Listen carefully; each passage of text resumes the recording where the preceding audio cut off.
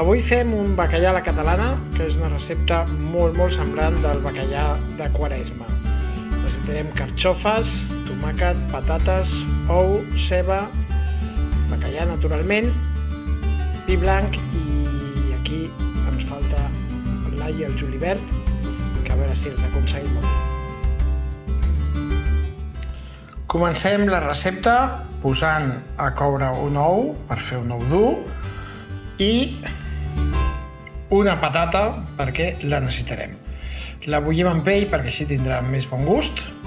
Ara ho taparem perquè bulli abans i això més o menys mitja hora a partir de que bulli.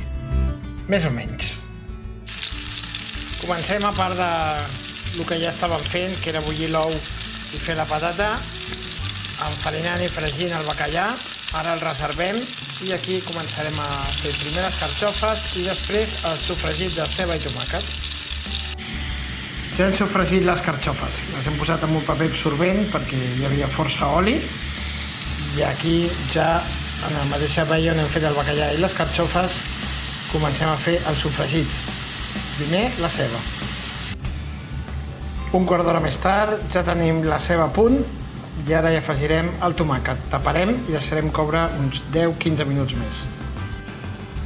Una vegada passats aquests 10 minuts on hem tingut pujant-se el tomàquet, hem mullat amb un bon vas de vi i ara farem que redueixi. Quan hagi reduït i s'hagi evaporat tot l'alcohol, mullarem amb brou de verdures i hi posarem una cullerada de farina.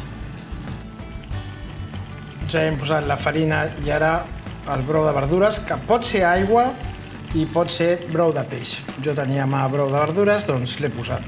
Això ho deixarem coure entre 5 i 10 minuts, ho colarem i llavors acabarem el plat finalment amb la picada. Aquí tenim el plat quasi bé acabat.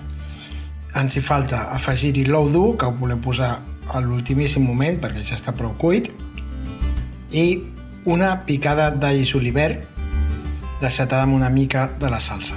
La salsa, doncs, ja la tenim, ens servirà per acabar d'escalfar el bacallà i regenerar tot el plat. I ara sí que ja ho tenim a punt. Hem tirat la picada per sobre, hem afegit l'ou dur, ho estem escalfant i ara ho servim. I aquí tenim aquest bacallà a la catalana amb patates, carxofes i ou dur emplatat.